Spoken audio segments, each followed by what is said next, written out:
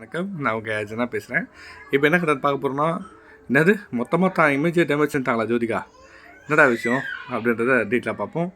நம்ம கங்கா சந்திரமுகி அறைக்கு போனால் சந்திரமுகியா நின்னா அப்படின்ற ஒரு சூப்பர் ஸ்டார் நம்ம சந்திரமுகி படத்தில் வந்து ஒரு டைலாக் சொல்லியிருப்பார். அது இப்போ ஜோதிகான்னு எழுதுனா வசனம் போலவே ஆயிடுச்சு. ஏன்னா ஒரு பக்கம் வந்து அவரை ரொம்ப விரும்புகிற ரசிகர்கள் வந்து உங்களுக்கு ஏன் இந்த வேலைன்னு புலம்பிட்டு இருக்கிறாங்க. இன்னொரு பக்கம் வந்து சூர்யா ரசிகர்கள் வந்து கதறிட்டும் இருக்காங்க. என்ன விஷயம்னா, நம்ம ஜோதிகா வந்து நம்ம சினிமாவில் வந்து முன்னணி நடிகை அந்த காலத்தில் வந்து ரொம்ப துருதுருன்னு தான் இருப்பாங்க.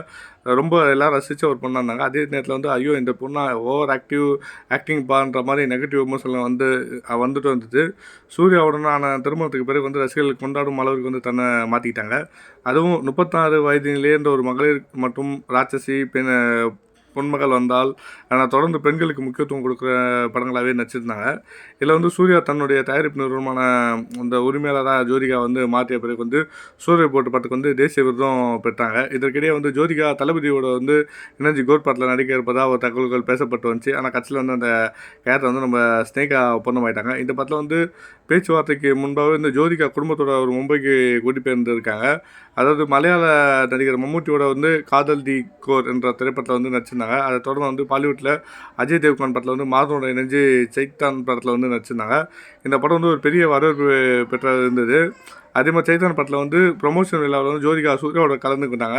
அதில் வந்து அவர் அணிந்த ஆடை வந்து ஒரு பெரிய அளவில் நெகட்டிவ் விமர்சனத்தில் கொடுத்துருக்கு. அது மட்டும் இல்லாமல் அடிக்கடி மாடர்னா ஆடை ட்ரெஸ் போட்டு வர மாதிரி ஷூட்டிங்கும் ஸ்பாட்டில் வராங்க. இது பெரிய விமர்சனத்துக்குள்ளே இருக்காங்க ஜோதிகா.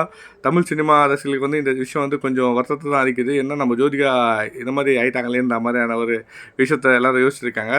அதுவும் இல்லாமல் நம்ம நயன்தாரா வந்து இந்த சினிமாவுக்கு கோலிவுட்டில் லிவிட் சினிமாவுக்கு வந்து போயிருந்தாலுமே கூட எப்படி இருந்தாரோ அதே மாதிரி தான் இருக்காங்க. ஆனால் இப்போ இந்த ஜோதிகா வந்து ஜஸ்ட் இந்த மாதிரியான ஒரு ப்ரோக்ராமுக்கு இப்படி வராங்களேன்றது வந்து எல்லாரையும் ஒரு மனம் வருந்த வச்சுருக்கு. இது அவங்களுக்கு என்ன மாதிரியான ஒரு தாக்கத்தை கொடுக்குதுன்றதை வெயிட் பண்ணி பார்ப்போம். Thank you all.